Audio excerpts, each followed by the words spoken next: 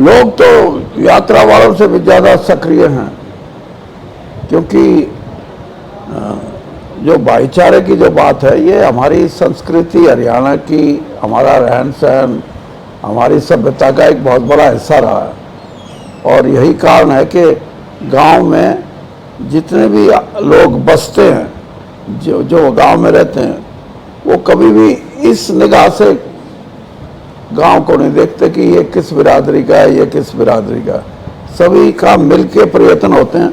और तो और गांव में तालाब भी अगर खोदना हो तो सारा गांव मिलके करता है ये काम। इसी तरह अनेक चीज़ें हैं। लड़कियां जहाँ किसी की आर्थिक अवस्था अच्छी ना हो, वहाँ उसकी मदद करते हैं मिलके सब। तो एक भाईचारे की जो ब्रदरहुड की जो एक हमारी सोच है, वो बहुत मजबूत है।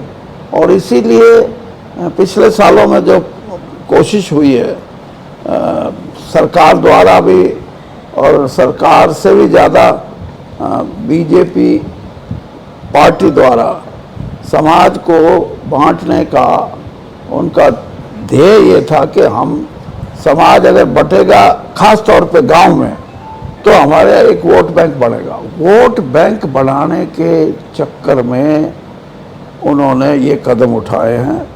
और इससे गांव में भाईचारे पे लोगों में चिंतन शुरू हुआ कि ये क्या, इससे हमारा रहने सहने का सारा सिस्टम खराब होएगा। तो व्यवस्था जब खराब होती है तो गांव में चिंता का विषय है। और इसीलिए जो बृजेंद्र सिंह ने जो यात्रा शुरू की है और 90 चुनाव क्षेत्रों में जाएगी, उसका सबसे बड़ा ध्येय यही है कि हमारा छत्तीस बिरादरी का भाईचारा जो कहीं ना कहीं कमज़ोर हुआ है, और कमज़ोर करने वाली जो शक्तियां हैं, उनको ये चेतावनी है। और गांव में जाके हम लोगों को फिर से ये कहेंगे कि जो गांव में हमारी रहने सहने की व्यवस्था को ख़राब करना चाहते हैं, उनको सही जवाब दो कि आप राजनीति की बात करो, लेकिन समाज को तोड़ने की बात करोगे, हम ये बर्दाश्त नहीं करेंगे।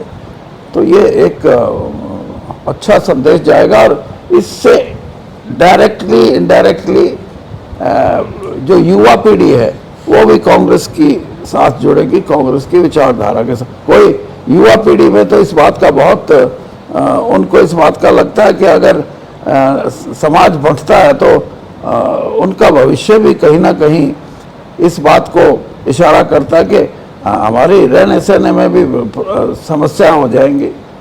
तो युवा पीढ़ी भी जुड़ेगी कांग्रेस के साथ इसी